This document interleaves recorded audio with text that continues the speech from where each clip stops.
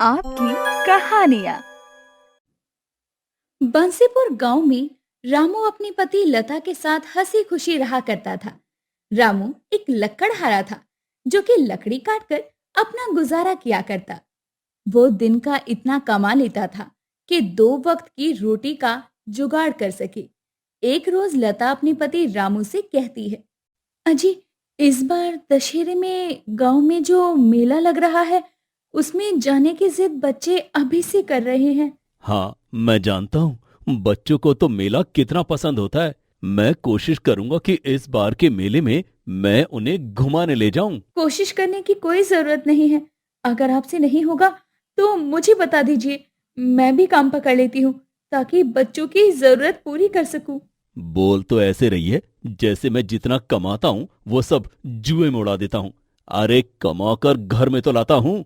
रामू खाना खाने के बाद जंगल की तरफ लकड़ी काटने के लिए चल पड़ता है और रास्ते में सोच रहा होता है। गरीब होना भी किसी श्राप से कम नहीं है। मैं तो परेशान हो गया हूँ अब अपनी जिंदगी से। ये सोचते हुए रामू जंगल की तरफ बढ़ता है और जंगल में लकड़ियां ढूंढने लगता है ताकि वो उसे काटकर बाजार में बेचकर पैसे कमा सके।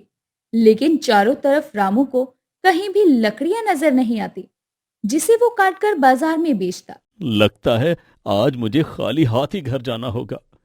मुझे तो सूखा हुआ पेड़ ही नजर नहीं आ रहा। रामू बहुत समय तक इधर उधर भटकता है लेकिन उसे कहीं भी सूखा हुआ पेड़ नहीं मिलता जिसे काटकर वो बाजार में बेचकर पैसे कमाता। अब देर शाम रामू घर पहुंचता है। आ गए आप, मैं आपका ही इंतजार कर रही थी। लाइए पैसे दीजिए, राशन लेकर आती हूँ, शाम भी होने को है। आज मुझे जंगल में सूखी हुई लकड़ी नहीं मिली जिसे बेचकर मैं पैसे ला पाता। लगता है आज भूखा ही सोना होगा। क्या बात है, आपको इस बात का थोड़ा सा भी अफसोस नहीं है? घर जाकर आप बच्चे और बीवी से क्या कहेंगे?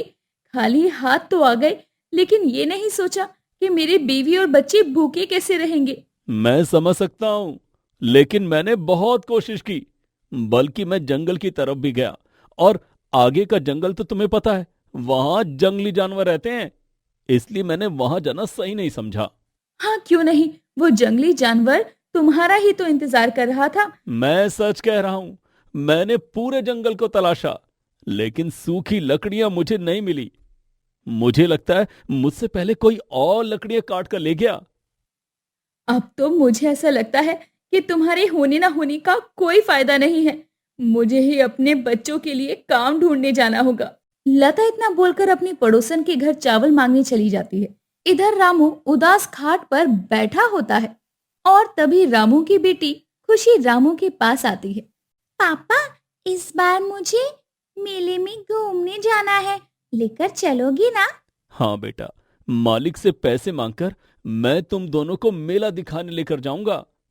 हाँ, इस तुमको बार मेला मुझे दिखाने ले जाएंगे मेले में तुम्हारे पापा। घूमने जाना खाने है, के लिए तो लेकर पैसे चलोगी नहीं है ना? मेरे पास। हाँ लेकिन बेटा, तुम्हें मालिक से पैसे दिखाने मांगकर ले जाएंगे। मैं तुम दोनों को मेला दिखाने लेकर जाऊंगा। मैंने हाँ, तुम्हें क्यों अपनी नहीं, मजबूरी तुम्हें बताई मेला दिखाने ले जाएंगे तुम्हारे पापा। और खाने मजबूरी के लिए तो तो पैसे है नहीं। लता को लगता था कि रामू जानबूझकर काम नहीं करना चाहता, लेकिन रामू अपने परिवार के लिए दिन रात मेहनत करता था।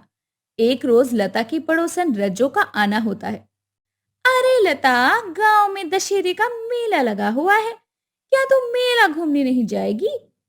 हाँ हाँ आंटी, पापा ने बोला है वो हम सबको मेला घुमाने ले जाएंगे और बहुत सारी चीजें भी दिलाएंगे। अरे कहाँ रज्जो बहन, मैंने भी तो कहा था कि मेला हम भी घूमने जाएंगे, लेकिन यहाँ तो खाने की भी आफत है। अरे क्या हो गया ऐसा? जंगल में आजकल लकड़ियां नहीं मिल रही क्या? लकड़ियों का तो पता नहीं, लेकिन मुझे लग रहा है अभी ने काम करने का मन नहीं है। ना ही बच्चों की मजबूरी देखते हैं और ना ही घर की। लता रज्जो से अपने पति रामू की बुराई कर रही थी। तभी रामू खाना छोड़कर कुल्हाड़ी लेकर जंगल की तरफ चल पड़ता है। वो काफी उदास था क्योंकि लता उसे हर बात पर ताने दे रही थी। अब जंगल पहुंचकर रामू एक पेड़ के नीचे रोने लगता है। मेरी मजबूरी को कोई नहीं समझता। कम से कम लता तो समझती, वो भी मुझे निकम्मा समझती है। रामू उदास होकर वहीं पेड़ के नीचे बैठकर सो जाता है। अब देर शाम जब रामू उठता है तो शाम हो चुकी थी। रामू सीधे अपने मालिक के पास पहुंचता है और उनसे उधार पैसे लेता है और घर लौटकर अपनी पत्नी लता से कहता है, चलो बच्चों को लेकर मेले चलते हैं। मैं मालिक से कुछ पैसे लेकर आया हूं। क्या सच में आप दशहरे का मेला दिखाने ले जाने वाले हैं? मुझे तो यकीन नहीं हो रहा। हाँ, मैं मेला घूमने के लिए ही ये पैसे लेकर आया हूं। अब दोनों बच्चों को तैयार करके मेला चलो। अब सभी मेले में घूम रहे थे। तभी खुशी अपने पापा से कहती है, पापा मुझे झूला झूलना है और ढेर सारी खरीदारी भी करनी है। हाँ हाँ, क्यों नहीं। तेरे पापा जब मेला घुमाने लेकर आए हैं तो ये सब तो दिलवाएंगे ना। मालिक ने सिर्फ 50 रुपए दिए हैं। 50 रुपए में मैं क्या कुछ लूंगा, मुझे खुद नहीं समझ आ रहा। रामू के बच्चे तो फरमाइश कर ही रहे थे, लेकिन लता भी अपनी फरमाइशों की लिस्ट रामू को बताने लगती है। अब रामू अपने 50 रुपए निकालकर उसे देखते हुए कहता है, अब इन पैसों में मैं बच्चों के लिए या फिर लता के लिए क्या कुछ लूंगा, मुझे कुछ समझ नहीं आ रहा। पापा मुझे ये वाला खिलौना लेना है। खुशी और अपने बेटे अमन को खिलौना खरीद कर दे देता हूँ। रामू खुशी और अपने बेटे को खिलौना खरीद कर दे देता है। तभी रामू लता से कहता है, अब तुम्हें क्या चाहिए, जल्दी से बता दो, फिर हम घर चलते हैं। नहीं नहीं, मुझे कुछ नहीं चाहिए, मैं तो बस मजाक कर रही थी। अब मेला घूमने आई हो तो बिना कुछ ले जाओगी तो रज्जो को क्या बताओगी कि तुम्हारे पति ने तुम्हें क्या दिलाया। उससे कह दूंगी कि जिम्मेदारी नाम की भी तो कोई चीज होती है ना, और वो मुझे अच्छे से समझ आती है। बड़ी जल्दी जिम्मेदारी नहीं समझने लगी तुम। अब बता भी दो, तुम्हें क्या चाहिए। रामू अपनी पत्नी लता से पूछता है कि उसे क्या चाहिए, लेकिन लता कुछ लेने से मना कर देती है, क्योंकि वो देख लेती है कि रामू के पास सिर्फ 50 रुपए थे, जिसमें से वो अपनी पत्नी और बच्चों की ख्वाहिशों को पूरा कर रहा था, लेकिन अपने लिए एक बार भी नहीं सोच रहा था। अब अगले दिन रज्जो हाथ में चूड़ियां पायल छनकाते हुए लता के घर पहुंचती है। अरे लता देख, मेरे मर्द ने मुझे चूड़ियां, पायल, कान की बाली और नाक की नथनी सब दिलवाया है। तू भी तो कल मेले गई थी, तेरे मर्द ने तुझे क्या दिलवाया? अरे रज्जो, तुझ पर तो जिम्मेदारियां नहीं हैं, लेकिन मुझे तो अपना परिवार चलाना है और उन्हें भला समझता मुझे है। क्या ही चाहिए। अरे क्या बात है, लता बड़ी समझदार हो गई है तू। लगता है रामू भाई साहब ने तुझे कुछ नहीं दिलवाया।